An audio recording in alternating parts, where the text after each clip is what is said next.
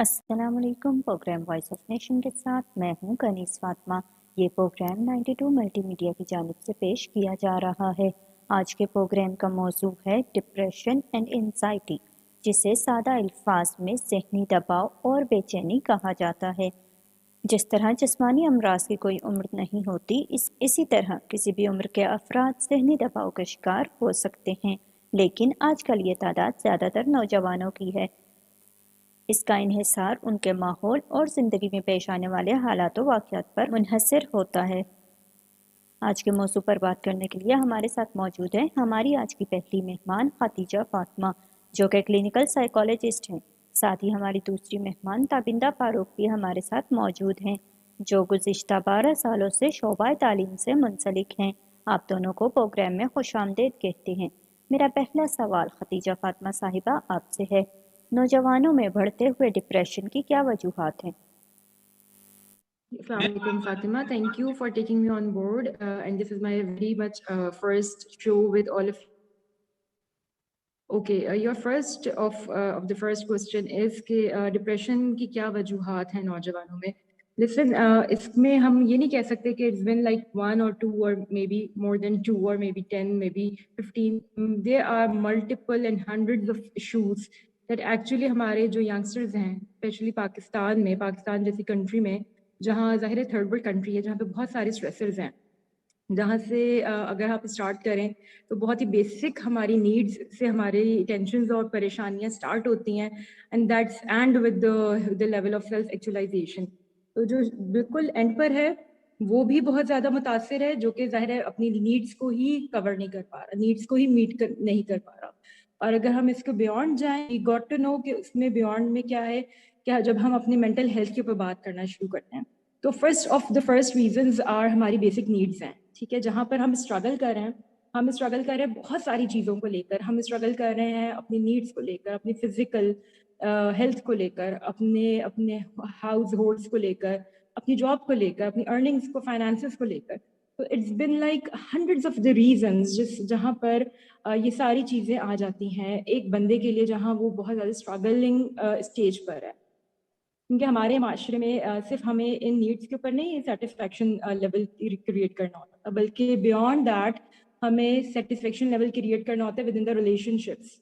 हमारे कंट्री में I would say, या मोस्टली आई वुड से कि एशियन कंट्रीज में रिलेशनशिप्स बहुत मैटर करते हैं, वैल्यू सिस्टम बहुत मैटर करता है, वैल्यू बर्डन बहुत है यंगस्टर्स के ऊपर. You know, they have to find their personal life, they have to educate well, they have to get the earnings well, और फिर उसके बाद they have to get into the relationship, और उस relationship को satisfy करना, प्लस अपनी family को कैरी करना और अपने extended families को भी जाहिर है कि हैप्पी रखना. तो it's been a series of the issues, series of the challenges, series of the stressors, जो कि एक कोई भी यंगस्टर जो है वो उसको लाइफ लॉन्ग जो है उसके साथ लड़ता है. और जब उसकी लाइफ लाइक 30-35 तक आ जाती है तो वो अल्टीमेटली उन जंग के साथ लड़ते लड़ते एक डिप्रेशन का पेशेंट बन जाता है. ठीक है, तो it starts from the very beginning of the young age, जहाँ पर आपके 14-15-18 साल की एज पैटर्न आ जाते हैं और फिर वो एंड अप करता है 30-35 ईयर्स तक. तो ये जो पूरी स्टेज होती है जहाँ पर उसने अच्छा पढ़ना भी है, अच्छी जॉब भी लेनी है, शादी भी करनी है, बच्चे भी करने हैं, एंड अल्टीमेटली सबको वैल्यू बर्डन के साथ सबको सेटिस्फाई भी करना है. तो पाकिस्तान में यहाँ बहुत ज़्यादा इस चीज़ को वैल्यू किया जाता है, इन चीज़ों को.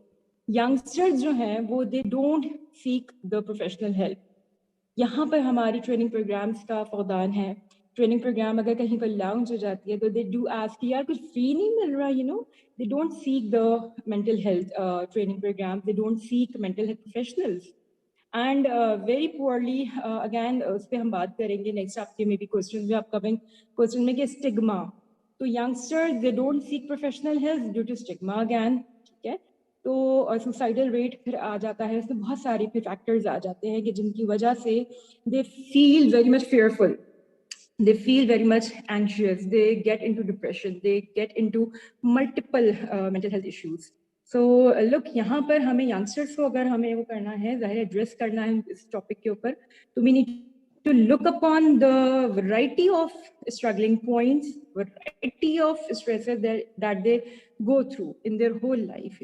तो here I end the answer of your question, ताकि फिर हम नेक्स्ट क्वेश्चन में इसको और मजीद डिटेल के साथ कैरी कर सकें।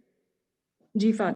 तबिंदा फारूक साहिबा, मेरा दूसरा सवाल आपसे है, दिमागी अमराज को आसेब का साया क्यों कहा जाता है? बिस्मिल्लाहिर्रहमानिर्रहीम, अस्सलाम वालेकुम एवरीवन। सबसे पहले तो मैं आप सबका शुक्रिया अदा करना चाहूँगी और टीम 92 मल्टीमीडिया की कि उन्होंने मुझे अपॉर्चुनिटी दी कि मैं इस प्रोग्राम में आप सबके सामने हाजिर हूँ। और ये जो एक बहुत टॉपिक आपने इस बार हमें बात करने के लिए दिया है, ये नाउअडेज हमारी एक बहुत एक कहते हैं ना कि नाइटमेयर बन चुका है कि what is depression, anxiety, stress, बस हम हर वक्त यही सारे अल्फाज सुनते हैं। और मुझे बहुत खुशी है कि मुझे आज इस टॉपिक पे बोलने का मौका मिल रहा है, मुझे बहुत अच्छा लग रहा है। तो फिर मैं स्टार्ट करती हूँ, शुरू करती हूँ। सबसे पहले गुलाम मुर्तज़ा साहब ने मुझसे, एंकर ने मुझसे सवाल पूछा है कि ये जो है डिप्रेशन या कोई भी ऐसी चीज़ें या दिमागी अमराज जिनको हम कहते हैं उर्फ आम में, इनको आसेब का साया क्यों कहा जाता है।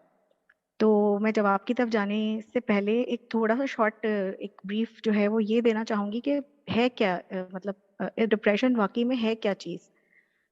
एक आप देखिएगा, हम बहुत सारे हर वक्त यही वर्ड यूज़ कर रहे होते हैं, स्ट्रेस है, एंजाइटी है, एंजाइटी प्रॉब्लम है, स्ट्रेस है, डिप्रेशन है। डिप्रेशन तो आप यकीन करें इतना कॉमन हो गया कि मेरा हाल है अभी जो छोटे बच्चे हैं ना, किड्स हैं, जो यंग जनरेशन है, टीन एजर्स को मैं कह रही हूँ, उनमें भी शायद डिप्रेशन हो गया है। बल्कि ये कोई मतलब मजाक नहीं है, सच है ये कि काफी सारी चीजें ना बहुत मतलब बहुत तरीकों से हमारी सोसाइटी में आ गई हैं कि मतलब हर वक्त हर किसी को यही फील होता है कि उसे एंजाइटी है, उसे डिप्रेशन है। अब मैं थोड़ा सा ये यहाँ पे थोड़ा सा मतलब अपने सुनने वालों को, देखने वालों को ये बताना चाहती हूँ कि एंजाइटी और डिप्रेशन में फ़र्क क्या है।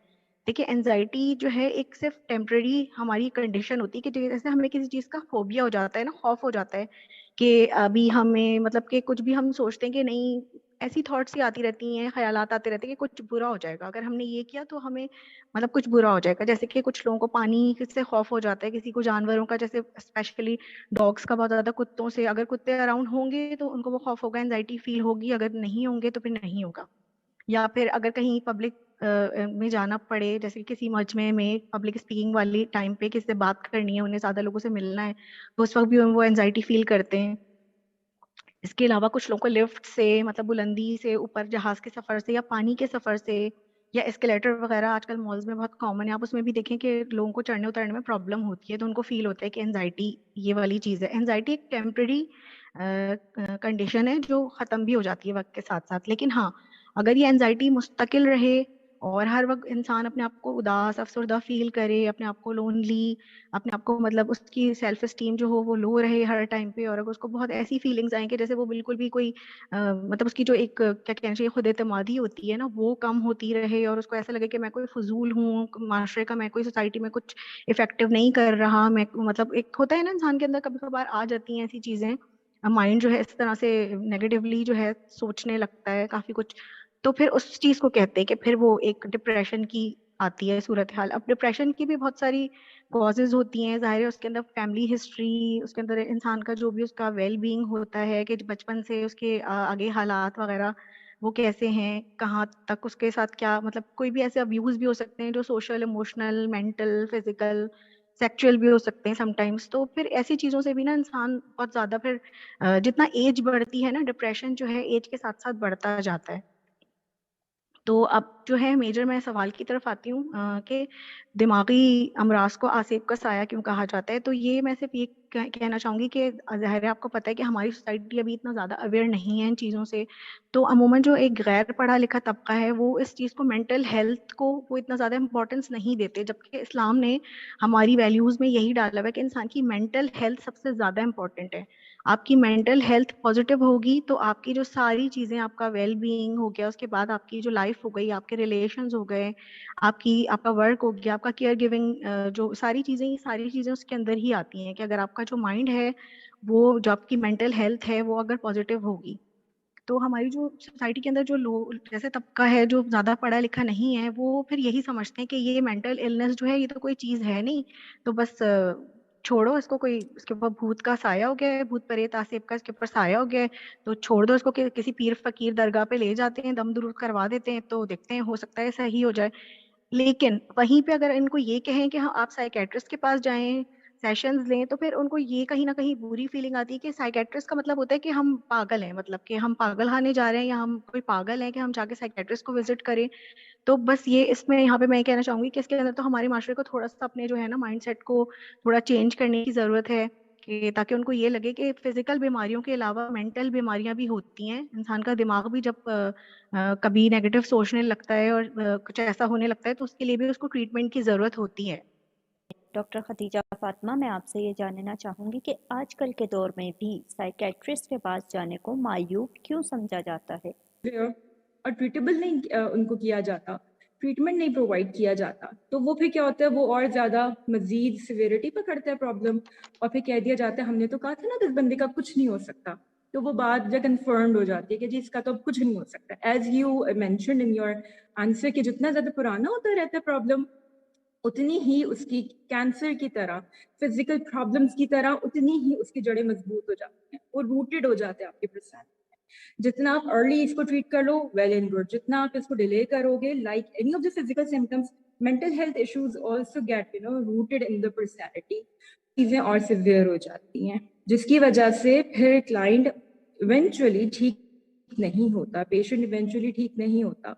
तो अब आप जब ये सारे सिनेरियो चल रहा होता है क्लाइंट के साथ, एक पेशेंट के साथ, तो अल्टीमेटली वो बिल्कुल इट्स लाइक ऑन वेंट। अगर हम फिजिकल इलनेसेस की एग्जांपल लें, वेंट पे अभी गया तभी गया, वही वाली कंडीशन आ जाती है एक मेंटल हेल्थ इशू के साथ, जो बंदा उसको एक्चुअली खुद बहुत कुछ विटनेस कर रहा होता है अपनी हेल्थ के साथ, अपनी मेंटल हेल्थ इश्यूज के साथ। तो हमें एग्जैक्टली क्या इस पूरी इस पूरे सर्कमस्टांसेस को डिस्कस करने के बाद क्या पता चलता है? यही पता चलता है कि फॉर गॉड सेक इसको स्टिग्मेटाइज मत कीजिए और डॉक्टर के पास जाएं। डॉक्टर्स आपको ट्रीटमेंट देते हैं। ट्रीटमेंट देना हरगिज ऐसा नहीं होता कि हमने ट्रीटमेंट दिया है तो ट्रीटमेंट का मतलब है कि आपको स्टैम्प लग गया है that you are going through insanity. For God's sake, come out of the phenomena of insanity. Come up with the phenomena of mental health. And mental health is the best thing to have in a healthy and unhealthy mental issues, for the stressors, for the depression kind of a things or symptoms, or for the anxiety kind of a symptoms, सब चीज़ों के लिए।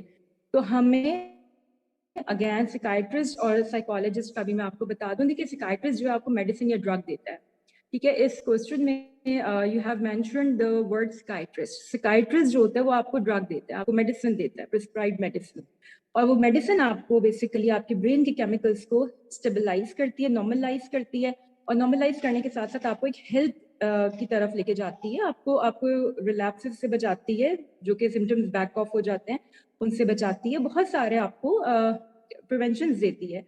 तो अगर हम drug की बात करें, मेडिसिन की बात करें, that is the domain of a psychiatrist. अगर हम साइकोलॉजिस्ट की बात करें तो साइकोलॉजिस्ट आपकी कंप्लीट डायग्नोसिस करता है। डायग्नोसिस के बाद वो आपको भेजता है साइकाइट्रिस्ट के बाद कि अब आपको ये डायग्नोसिस है, take your report and give this to a psychiatrist and get your medicine.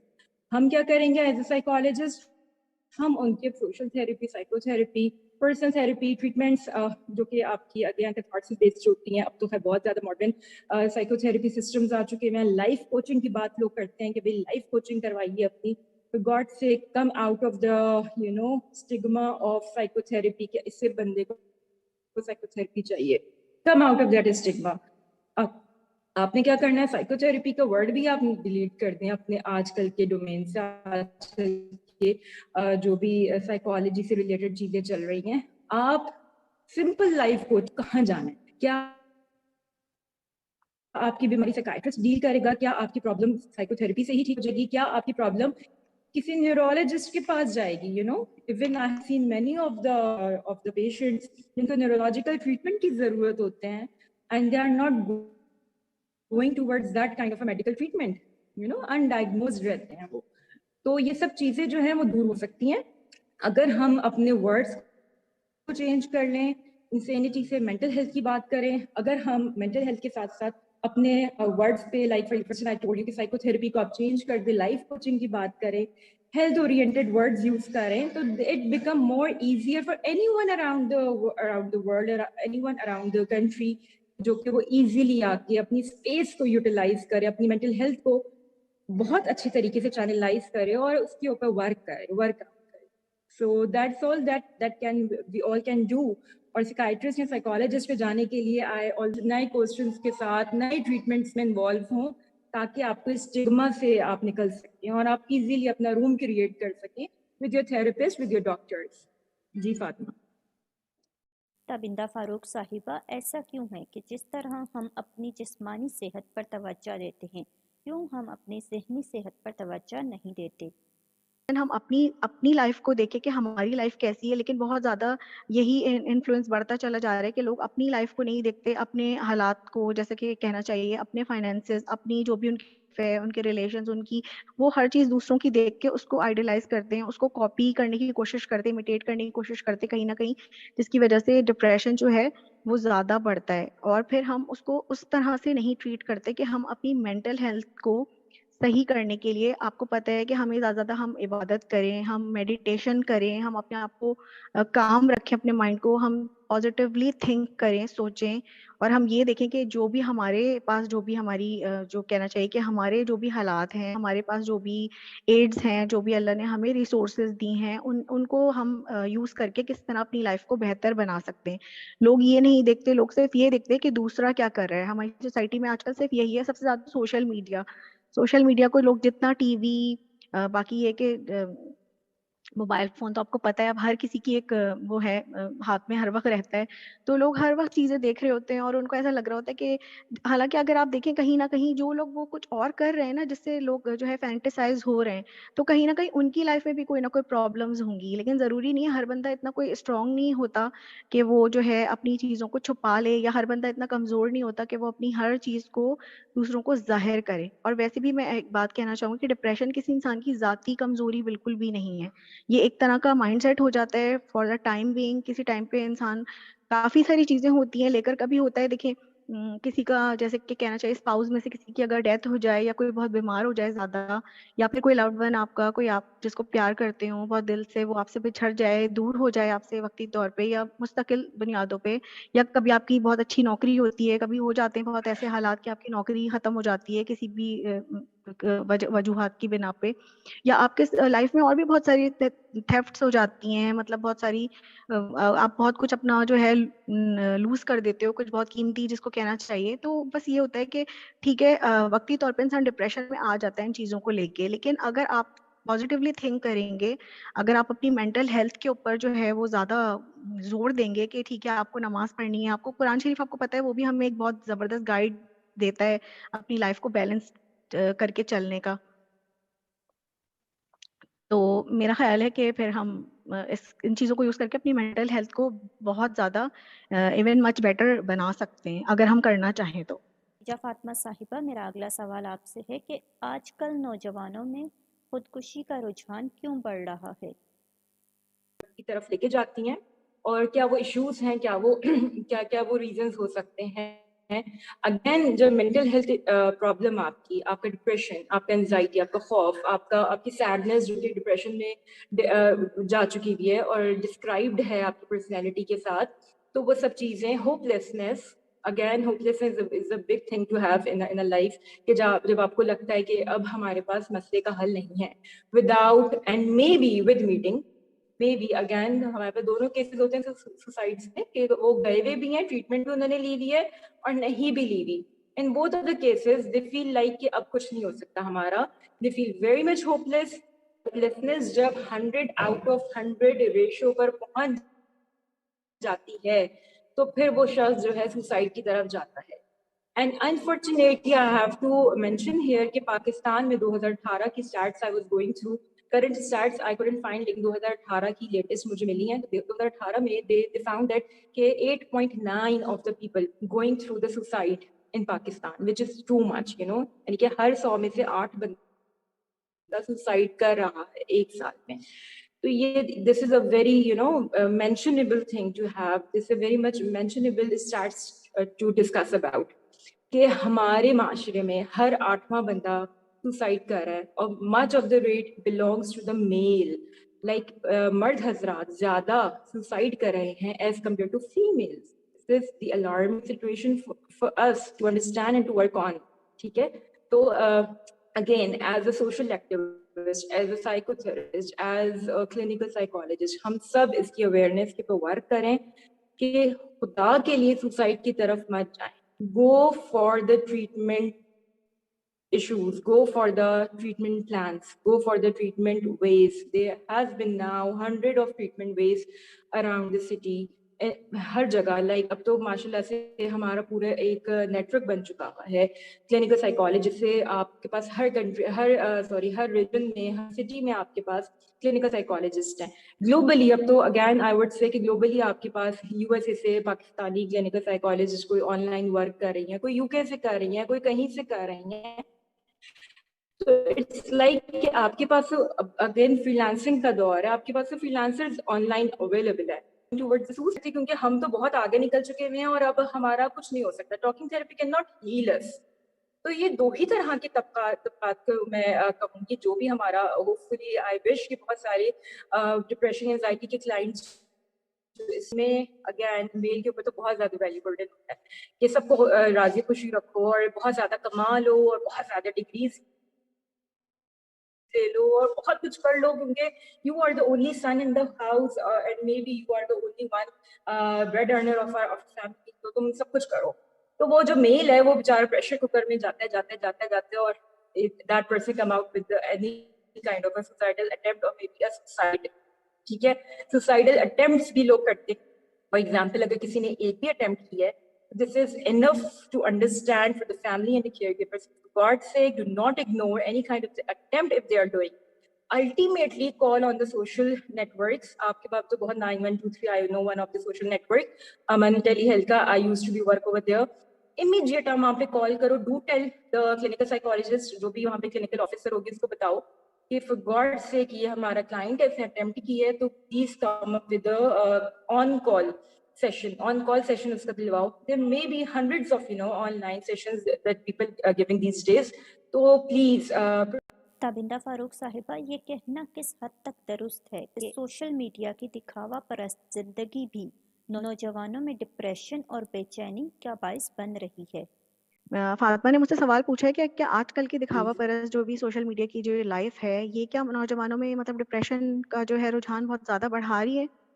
तो बिल्कुल मैं यही कहना चाहूँगी कि यस, असल में होता ये है कि सोशल मीडिया ज़ाहिर है वो एक ख़ास तबका फ़िक्र के लोगों को प्रमोट कर रहा होता है. आप देखें कहीं न कहीं वो एक कमर्शियलाइज़ है वो सारा कुछ ना, ठीक है?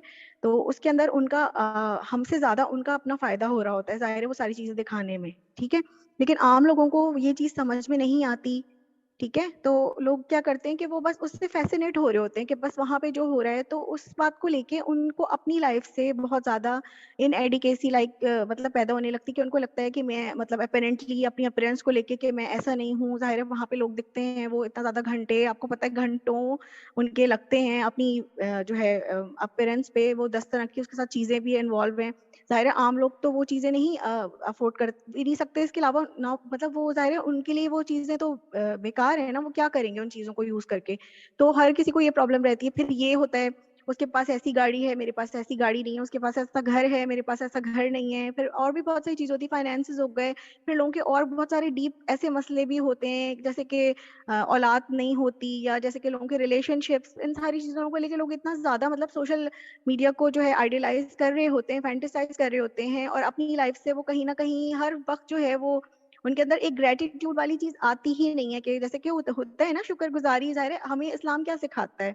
इस्लाम के अलावा मैं और मज़ाहिब की भी अगर बात करूं तो मतलब कोई भी मज़हब आपको ऐसी थॉट्स नहीं देता. वो यही कहता है कि आप आपके पास जो कुछ है आप उस पर शुक्र करना सीखो, तो ज़ाहिर है अल्लाह ताला खुश होकर आपको और चीज़ों से नवाजेगा ना, और देगा. अगर आप कभी शुक्र अदा ही नहीं करोगे, आपके जो है माइंड में और हर वक्त जो है नेगेटिव चीज़ें आती रहेंगी कि मेरे पास ये नहीं है, मेरे पास वो नहीं है, मैं ऐसा क्यों नहीं दिखता, या मैं ऐसी क्यों नहीं दिखती, मेरे पास इस चीज़ की कमी है, उस चीज़ की कमी है, मतलब तो ज़ाहिर है फिर तो लाइफ तो आपको पता है आप अपनी लाइफ को खुद ही हेल बना रहे हो. लेकिन होता है ये चीज़ बहुत ज़्यादा है, स्पेशली यंग जनरेशन की जहाँ तक मैं बात करूँगी, तो सबसे ज़्यादा ना आजकल आपको पता है कि बहुत ज़्यादा कहना चाहिए कि बहुत मटेरियलिस्टिक टाइप का जो है कहरा हमारा चल रहा है लाइफ का.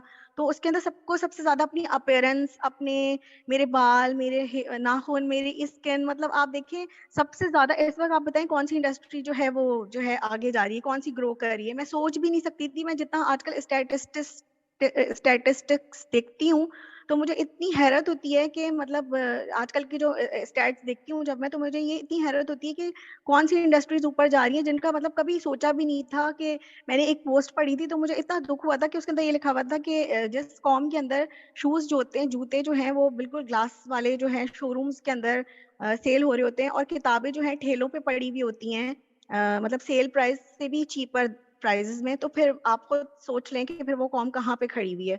तो यकीन करें मुझे कभी कभार इतना अफसोस भी होता है इन बातों को देख के कि मतलब लोगों के लिए, स्पेशली यंग जनरेशन के लिए सिर्फ यही चीज जरूरी रह गई है कि उनकी अपीयरेंस, उनके पास गाड़ी का ये वाला मॉडल, उनके फोन का ये वाला मॉडल होना चाहिए, हर चीज लेटेस्ट चाहिए।